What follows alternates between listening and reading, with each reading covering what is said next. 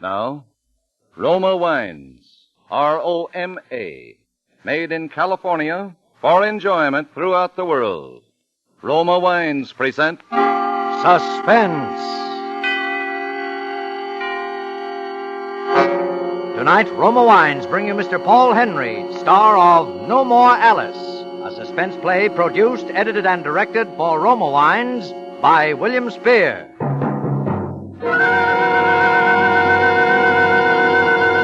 Suspense, radio's outstanding theater of thrills, is presented for your enjoyment by Roma Wines. That's R-O-M-A, Roma Wines. Those excellent California wines that can add so much pleasantness to the way you live, to your happiness in entertaining guests, to your enjoyment of everyday meals. Yes, right now a glassful would be very pleasant, as Roma Wines bring you Paul Henry in a remarkable tale of Suspense.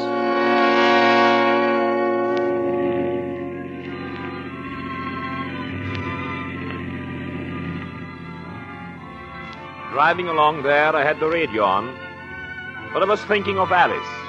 A few more miles and I'd be home with her. I was thinking how her teeth gleamed through her twisted smile she'd got in the habit of wearing, how white and inviting her throat was. I was thinking of her voice when she accused me of being in love with Elisa Waters. Cold, shrill, full of bitterness. Your attention, please. A prison break has been reported by Warden J.G. Johnson of Greystone Penitentiary. At 9:15 tonight, less than 1 hour ago, the notorious Frankie Tatum shot his way out of the death house at State Prison, killing 2 guards and wounding 2 others. All state and local police, as well as all motorists in the vicinity of Greystone, are warned to be on the lookout for this escaped convict. Once again, the name is Frankie Tatum. He is armed and dangerous. I was just entering Greystone. Somewhere in these mountains was that escaped convict, a condemned murderer. It seemed such a cliché somehow. I've heard that situation worn threadbare on cheap mystery broadcasts. The escaped murderer announced over the radio, the innocent listener. But I began to think about it, and all at once Alice got mixed in those thoughts. I slowed down the car and pulled over to the side of the road. I kept the motor running and the lights on. Just sat there. I don't know how long I waited there. Maybe 15 minutes, maybe an hour. All I did know was that so long as that siren screeched, Frankie Tatum was still at large somewhere in these mountains. I was in no hurry.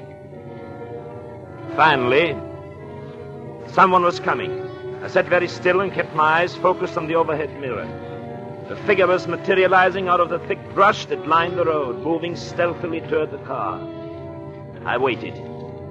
Presently, the handle on the door nearest to me turned. All right, don't move, you. I had no intention of moving. Shut up. Get out of the car. And don't try anything. The car isn't going to do you any good, Tatum. The highway is patrolled and blocked off for miles. I told you to button up and get out. 2 motorcycle troopers just went by here, looking for you. I said get out of that car. But I want to help you, Tatum. Why do you think I sat here with the lights on and the motor running? Huh? I knew the lights and the sound of the motor would attract you. God, don't give me that. There's miles of country here. How could you tell I'd come this way? This is the shortest and safest route to the old stone quarry on the other side of the mountain. If I just escaped from prison and wanted to hide out until my pals could get to me, that's where I'd head. Yeah? Hey. Cops. Yeah. There's a rope on the back seat. Get in. Lie on the floor and cover yourself over, quickly. What kind of a shot do you take me for? You haven't much choice in the matter, Tatum. In a few seconds, that trooper will be here. If you pull that trigger or try to get away without pulling it, you won't get 20 feet in those bushes. Now, get in and fast. Okay. Okay, I don't know what this is all about, but it better be on the level, pal. Get in. All right back there? Yeah. And don't forget this gun.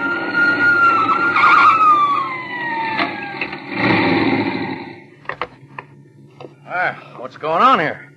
Having trouble with my motor, officer. Keeps heating up on me and stalling. Well, you got it running now for if it's overheated. Just started it up. I see your license. Oh, gladly. Here you are. Warren Rice. Oh, Dr. Rice. All right. Gosh, Doc, why didn't you say it was you? Probably because you didn't ask me. Hey, you better watch it, Doc. Frankie Tatum's escaped from the death house up here. Frankie Tatum? Yeah, you must remember him, the bank robber and killer. Papers were full of him a while back. Bad guy. Shoot you in the back quick as he'd breathe. Did you say shoot me in the back? Yeah, he's loose somewhere in these mountains. You better not hang around any longer than you have to, Doc. He's a bad actor. Thanks very much, officer. I'll get started right away and see if I can make home without stalling again. Yeah, well, good luck, Doctor. Good luck to you, officer. Hope you'll find Tatum.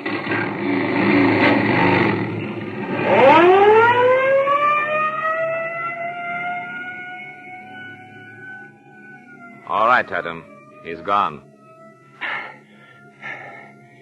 So you a doc, huh? Hmm? Sawbones? No, I'm a doctor of psychiatry. Yeah?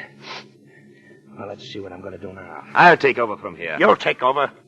Look, Doc, you seem to forget which one of us is holding this gun. Look, if I figured out you'd head for the quarry, eventually the cops will, too. I ain't afraid to shoot it out with no cops. But there is no profit in shooting it out with them. You got a better idea, I suppose, huh? I think so. All right, what's this all about? You waiting here for me, hide me under the robe, now figuring out an escape for me. It don't add. We'll talk about that on the way. On the way to where?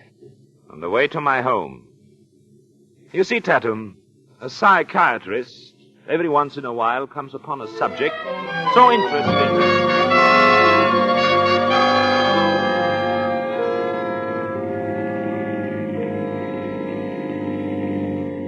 Nah. In other words, Doc, you're trading me a safe hideout and a chance to make a clean getaway for the opportunity of using me as a guinea pig. That's right, Tatum. I want to study you for a while. Yeah? Well, you've fronted for me all along the line. And if I can make a clean break out of town in a few days or so, well, I guess I can stand being under glass that long. Okay, it's a deal. All right, Tatum. Follow me. Wait a minute. Hey, we going to the front door? No. There's a side entrance. Leads to the left wing of the house. That's where I have my office. Okay. This is it, Tatum. Wait till I get my keys out. This is the one. There is a light switch right where your hand is, Tatum. Click it on, will you please? Okay. Well, this is quite a layout. Yes, I had this annex put on the main building so I could have it private. No one uses it but me. Yeah? Where'll I stay? Well, there's a little room back of the office. It has a bed and everything else you'll need. I use it sometimes for patients I bring home and sometimes for myself when I work late and don't wish to be disturbed by my wife. Yeah? Well, it's not bad. Well, I'm glad you like it. Just make yourself comfortable. I'll be back. Okay. Hey, Doc, bring some grub with you. All right, I will. As soon as I've had a little talk with my wife.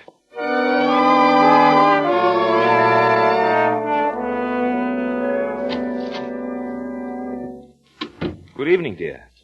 So you got home? Yes, Alice, I just got in. I didn't expect you until morning. I finished the case earlier than I thought. Had anything to eat? No. I'll call Greta. It's her night off. Julie, too? Yes. Oh. I'll get you something myself. Oh, no, Alice. Don't bother. Please. Bother? Why, it's a pleasure, darling. Oh, thanks. Oh, yes, I almost forgot I have someone with me. Not Lisa, by any chance. Alice. I'd hoped you'd forget about the other night and all the disagreeable things we said. Disagreeable? I found them rather enlightening. Did you? Yes. It isn't every wife whose husband is so honest, telling her that he's in love with someone else. Oh, I'm sorry about that, Alice. I didn't mean to say it, really. I can believe that. I mean, it isn't true. I'm not in love with Lisa. I've never been. Is that why you wanted a divorce? I said that in the heat of the argument, Alice. I've no reason to want a divorce. Especially since I told you I'd never give you one. I'm not going to argue with you anymore, Alice. I told myself that on the way home. I'm going to try to make our marriage the way it was 10 years ago. A very pretty speech, darling. But I'm afraid it will take a great deal more than the power of words to convince me of that. Oh, I think I convinced you, Alice.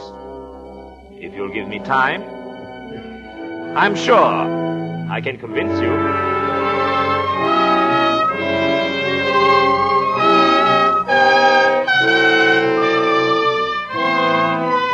For Suspense, Roma Wines are bringing you as star Paul Henry in No More Alice, by Martin Ryerson. Roma Wine's presentation tonight in radio's outstanding theater of thrills, Suspense.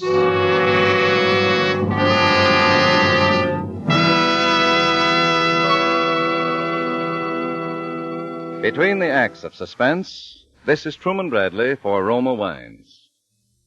What to serve when friends call during Lent? Millions of Americans answer this question by serving Roma California wines. Yes, Roma wines, delightful any time, are especially appropriate during Lent. Roma wines offer you a traditional beverage of moderation. Delicious, easy to serve, inexpensive. You're ready for guests or pleasant family evenings at home with a small selection of Roma sherry, port, muscatel, or Tokay. And remember, only Roma offers you such taste luxury for so little. Yes, because Roma wine is America's first choice. Roma brings you superb wine for only pennies a glass, just about the cost of a soft drink.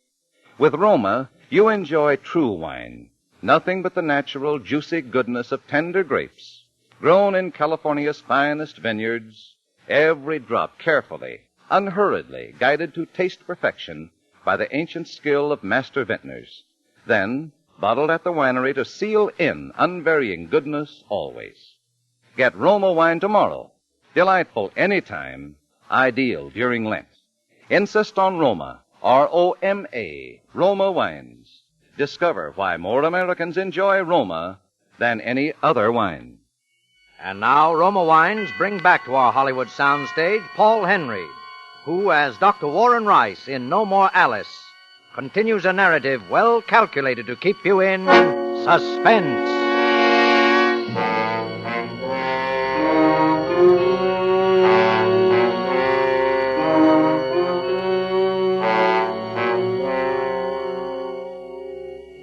One might suppose there are no particular advantages to hiding an escaped convict in one's home, and a convict who is a murderer at that. But there are, under certain circumstances, sometimes. The morning after, I began the procedure of winning his confidence, making him believe I'd really brought him there for the purpose of using him as a guinea pig. It was an interesting deception. School? Yeah, sure. I went to school. Reform school for 6 whole years. How long did you bury your nose in books? About 20 years. 20 years? Mm-hmm. What's there to learn that would take 20 years? I went through college. Then I took several postgraduate courses. You sure had plenty of time to waste. What did your father do for a living, Tatum? He was shot in the Chicago stick-up when I was 2-year-old.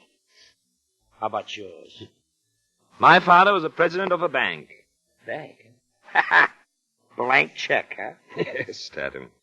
I never really wanted for a thing in my life that I couldn't have. Well, we sure came out of different baskets, didn't we, Doc? Yeah. Tell me, when you robbed a bank or killed someone, was it premeditated? You mean, did I plan them? Yes. Well, sure. Sure, you have to lay out a bank job. But killing, well, that just happened. Somebody just had the rough luck to get in my way. Did you feel you had the right to take the life of another human being? Why not? Somebody tries to take something from me, so I nudge him out of the way. But you... Well, you wouldn't understand that, Doc. You just said you never wanted anything you couldn't have. Ever feel remorseful when you killed someone? Remorseful? What's that? Well, did you ever regret it? Did it ever bother your conscience? No. Why should it?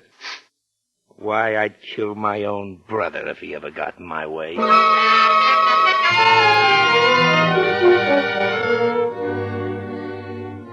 It went on like that for the next 3 days. I kept Tatum in that little room and had Dooley, our butler, bring his meals to the office. No one saw him. Finally, on the morning of the 3rd day... Look, Doc, how much longer are you going to keep me holed up in this room? I'm starting to get punchy. Maybe tomorrow you'll be able to leave, Tatum. I've contacted your friends. What'd they say? Well, they said, as soon as I get a definite answer from them, you'll be on your way. Well, look, Doc, I don't want you to think I don't appreciate all this, see, but But staying cooped up in this 2x4 room is almost as bad as being in stir. Except that you know you're going to get out of here. Yeah. Yeah. Yes. It's funny. You know, I had you pegged wrong at first, Doc. I thought you was just using me, and that sooner or later I'd have to bump you. But I guess that won't be necessary now, eh, Doc?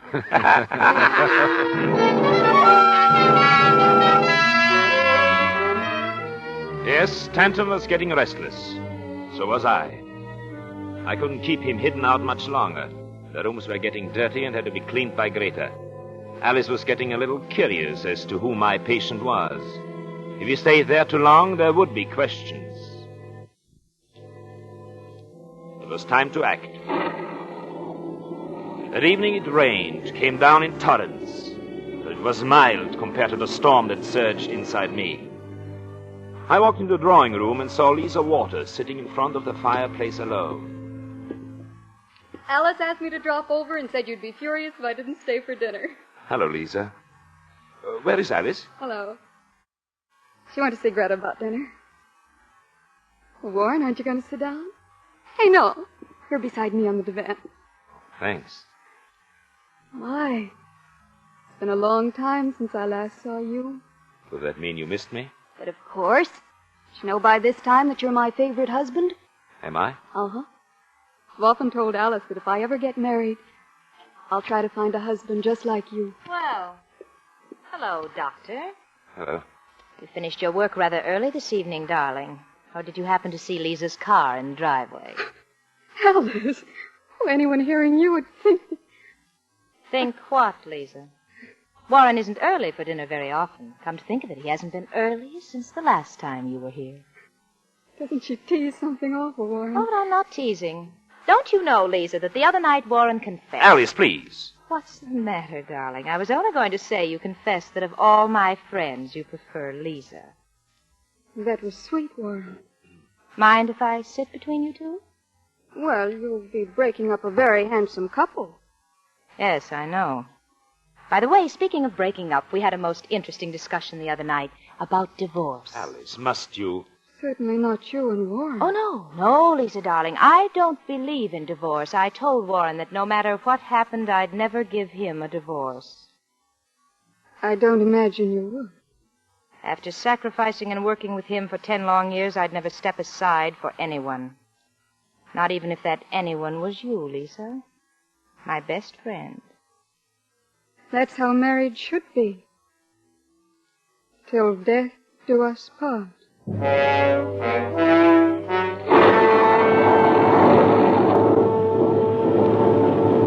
At 10 o'clock, Lisa left. It was still storming. As I walked her to the car under an umbrella, I fought the desire to take her in my arms. Tell her that after tonight she would be mine and I would be hers. And there would be no more Alice. But she seemed so young, so far from the thought of murder. Suppose I were wrong and took her into my confidence, tell her about my plan to kill Alice. It could mean the end of everything. No, I must wait. It wouldn't be long now before there'd be no more goodbyes like this one.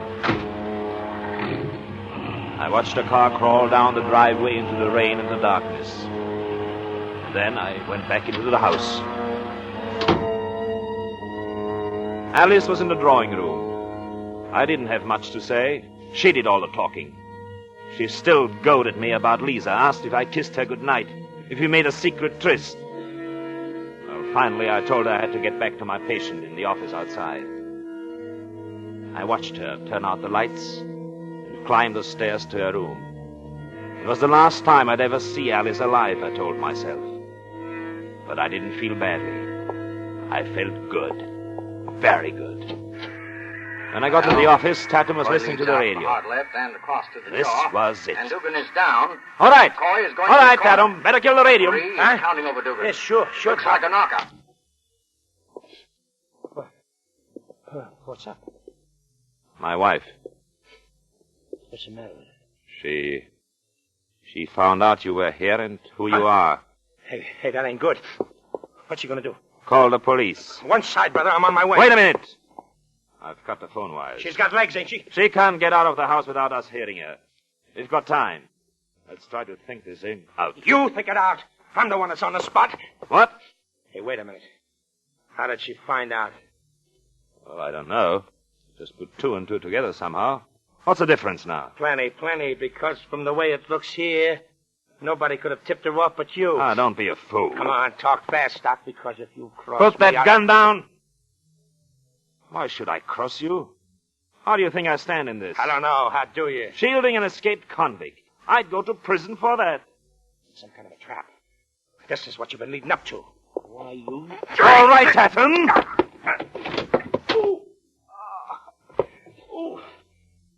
Now, you stupid fool, listen to me.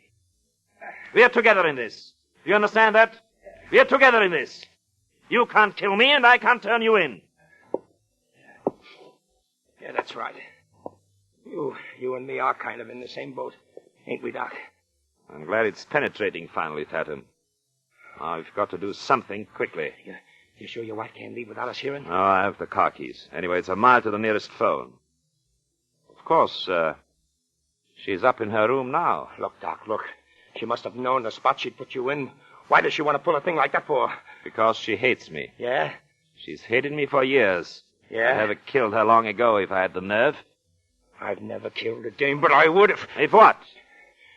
She got in my way. Where do you think she's now? I'm thinking. I'd say somebody broke in, a burglar. You could take my other car. You could be half a way across the country. Yeah, unless you had me picked up. And make myself an accessory to murder, huh? How could I? Oh, we've gone all through over that before. Yeah. Yeah, you're right. You really are in this, ain't you? Any way you play it. The only way, for either of us.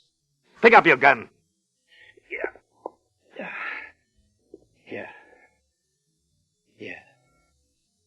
Okay, Doc. It's a deal.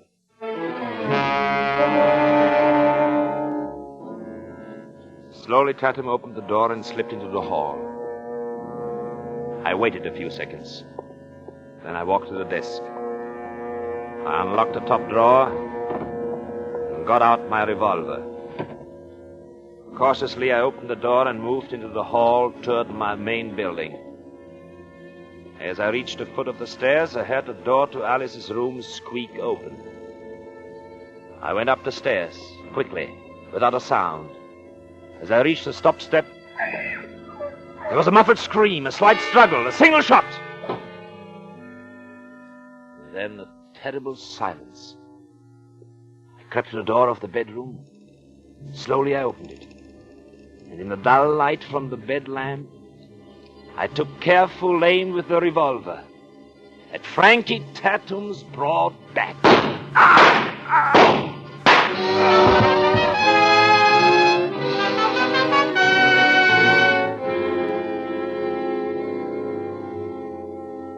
Four bullets I pumped into him.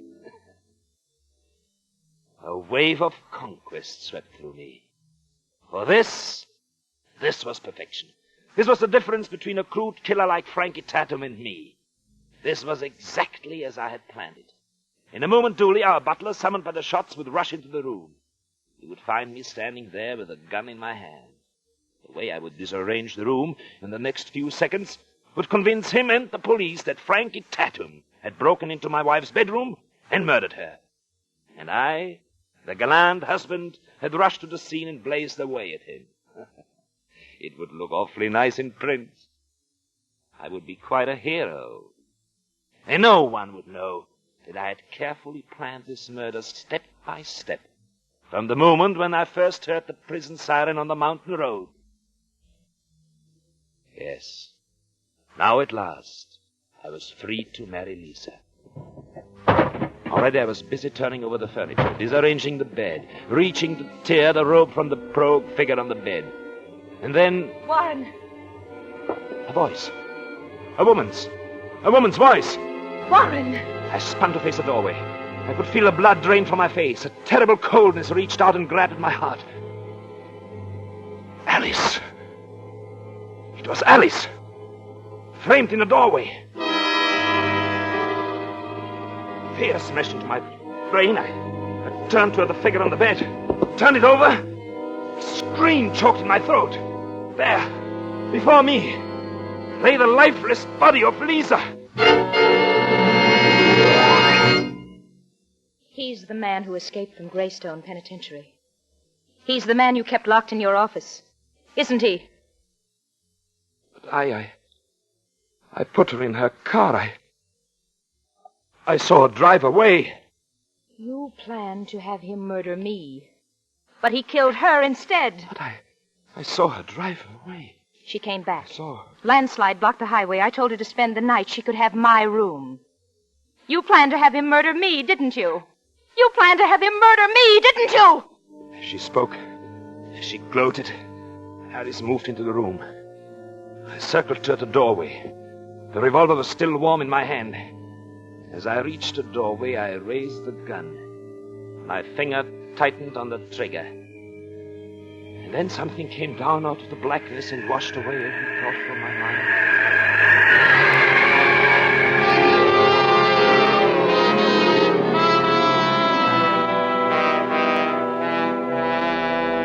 And that, gentlemen of the jury, is the true confession of Dr. Warren Rice, told you in his own words. Ironically, the very person Rice expected would be his chief collaborating witness turned out to be the man who trapped and convicted him.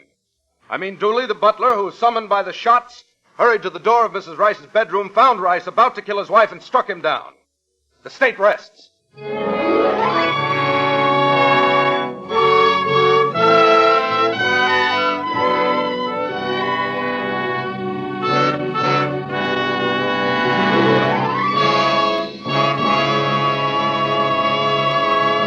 Suspense.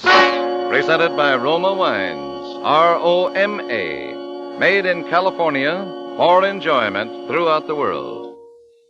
Before we hear again from Paul Henreid, the star of No More Alice, tonight's suspense play, this is Truman Bradley for Roma Wines. If meatless Lenten meals fail to intrigue that family of yours, just serve a fine Roma table wine with tomorrow's dinner.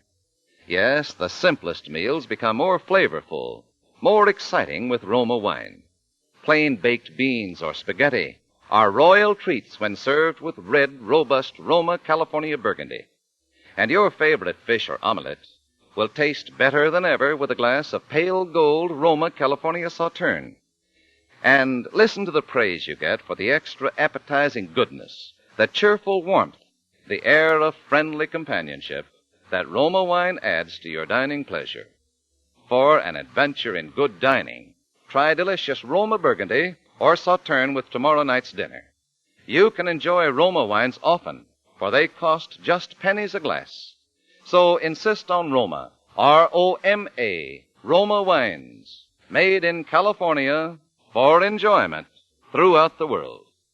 This is Paul Henreid. Next week, I know you will want to make it a point to hear a suspense show that promises to be really something. It will star Gregory Peck in a remarkable study of the mental breakdown of a man who brings himself to the very brink of murder because of a woman. I know you won't want to miss hearing Gregory Peck in The Lonely Road. Thank you. Paul Henreid will soon be seen in the Warner Brothers production, Devotion. Next Thursday, same time, Roma Wines will bring you Mr. Gregory Peck as star of Suspense, radio's outstanding theater of thrill. Produced by William Spear for the Roma Wine Company of Fresno, California.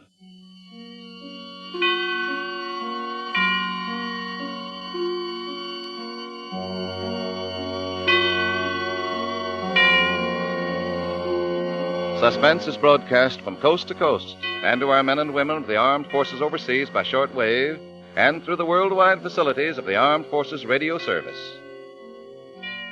This is CBS, the Columbia Broadcasting System.